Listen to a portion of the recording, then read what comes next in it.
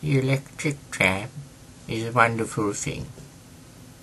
It was introduced to Hobart Town in 1893 and immediately put strangers, even if only for half an hour, into previously unheard of physical intimacies, squeezing them together, knee to knee, side to side, and cheek to cheek, man, woman, and miscellaneous.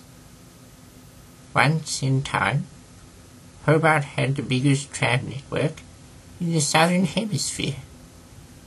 To this day, it continues to kill people.